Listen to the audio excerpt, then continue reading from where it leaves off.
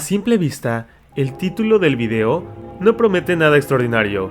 Git, una palabra corta, casi aburrida. Muchos incluso creen que es lo mismo que GitHub o GitLab, y pasan de largo sin pesarlo 2 veces. Pero detente un momento, porque esto no va de una herramienta más para escribir código, va de algo mucho más profundo, de una tecnología que silenciosamente sostiene gran parte del mundo digital moderno, algo cuyo verdadero alcance quizá todavía no logramos de dimensionar.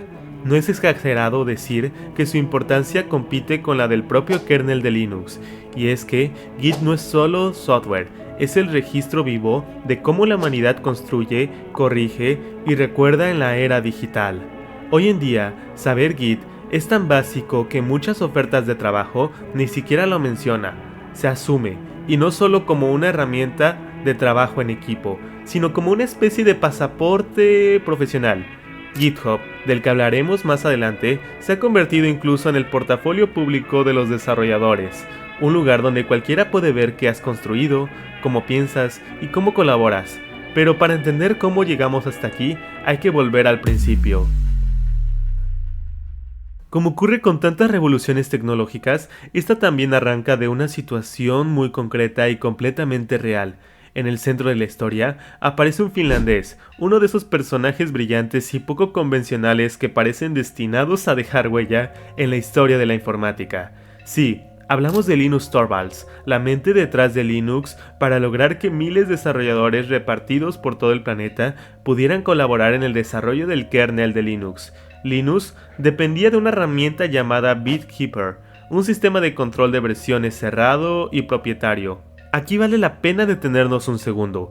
Mucho antes de que Git existiera, los desarrolladores ya luchaban con el mismo problema: cómo conservar el historial del código sin perder la cordura. Se duplicaban carpetas enteras, se añadían fechas a los nombres de los archivos, y más de uno incluía la hora exacta solo para no romper el orden.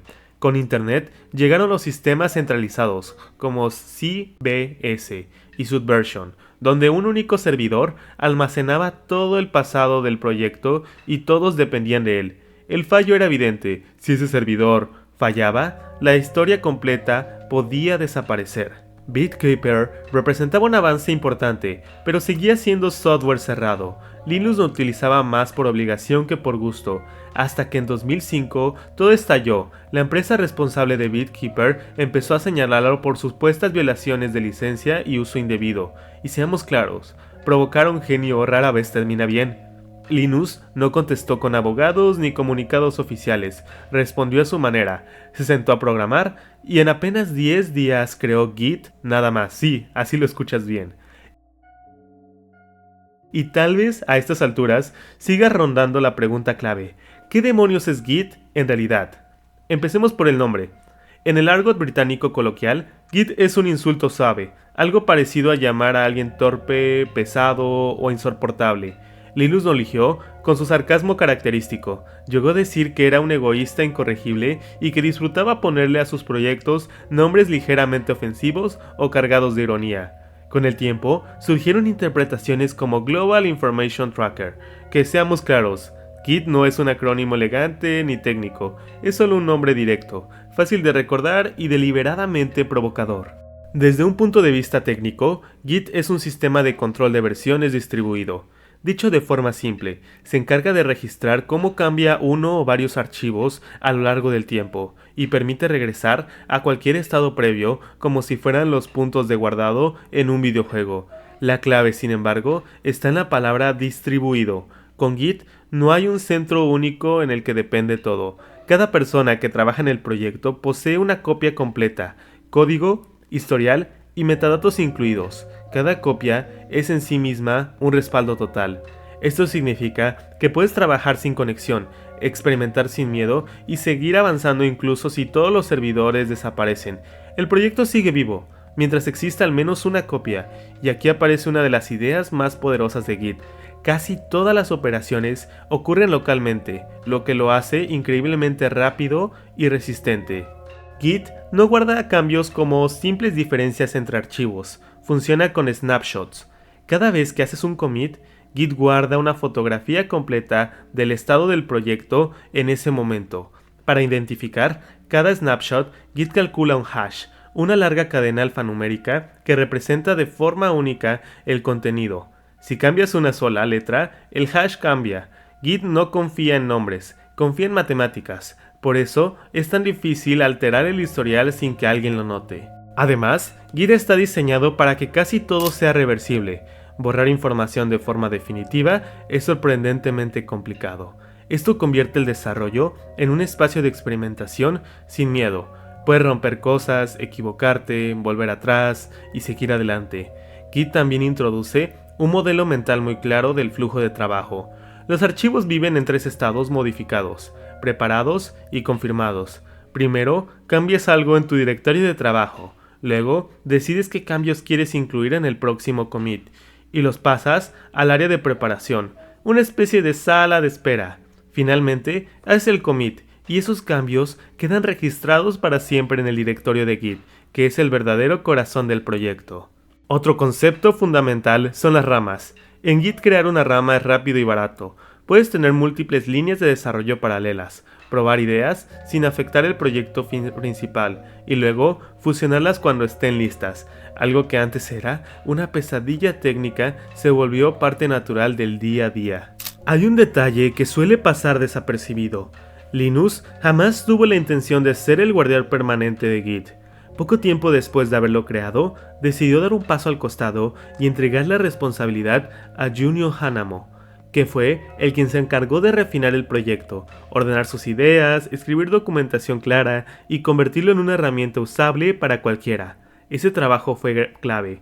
Gracias a ello, Git dejó de ser una solución interna del ecosistema Linux y comenzó a expandirse sin freno, primero dentro del software libre, luego en proyectos emblemáticos como Xorg y más tarde en el mundo empresarial. Google fue una de las primeras grandes corporaciones a adoptarlo. Después llegaron Facebook, Twitter y una larga lista más. Todo dio un giro importante en 2007, cuando un pequeño grupo de desarrolladores, Tom Preston Werner, Chris Wanstrand, Scott Chacon y Peggy Heath, decidió construir una plataforma alrededor de Git. Así nació GitHub.